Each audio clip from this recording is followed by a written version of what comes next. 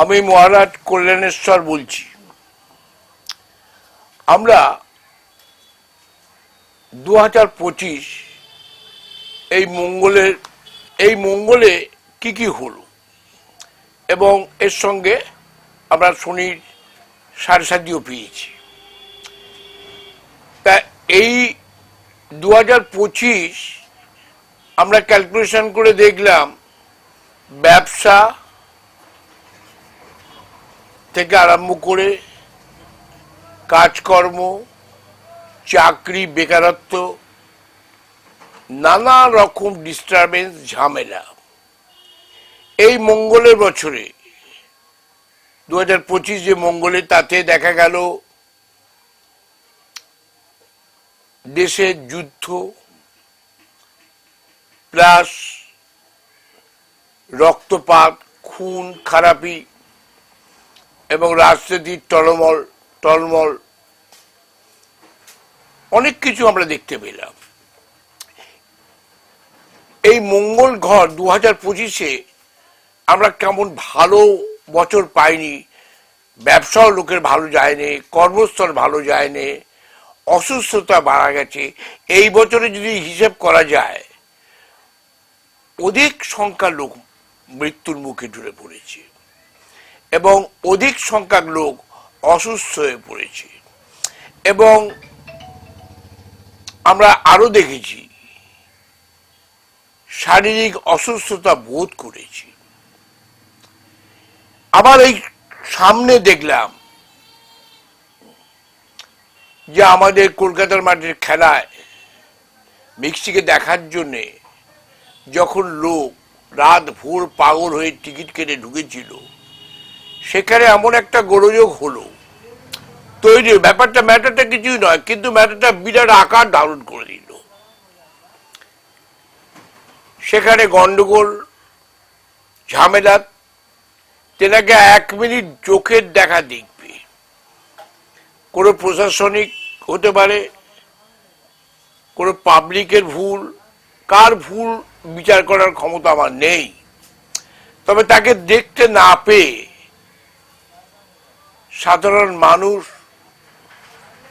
ভীষণভাবে বিরক্ত হয়ে যায়।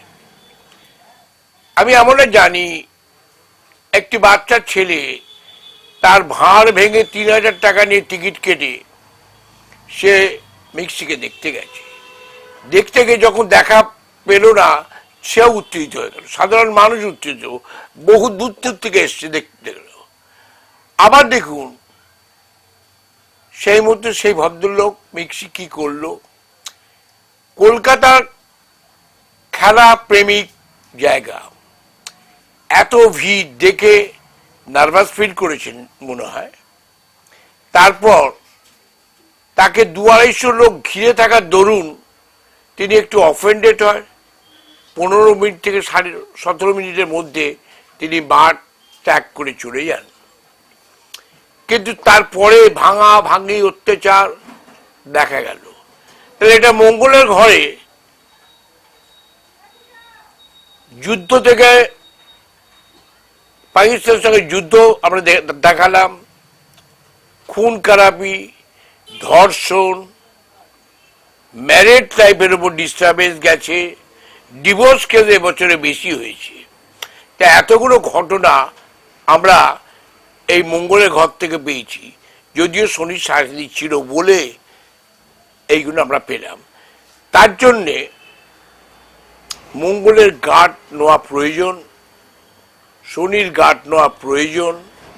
এইগুলো করলে আমরা যতই জ্যোতিষী তন্ত্র সাধক হই, 100%-এর মধ্যে 80% কভার করবে, 20% থাকবে। 80% কভার করা মানে হাতটা কেটে বাদ যেত, সেটা হলো না। 20% একটু নাড়াচাড়া দেবে। যদি কোনো ব্যক্তি বলেন আমি বলছি কিচ্ছু হবে না, আমি বলবো তিনি একটা লায়ার, মিথ্যে কথা বলছেন।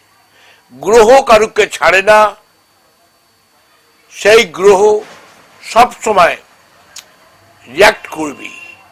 রিয়াক্ট করা মানেই জানতে হবে গ্রহের দোষ।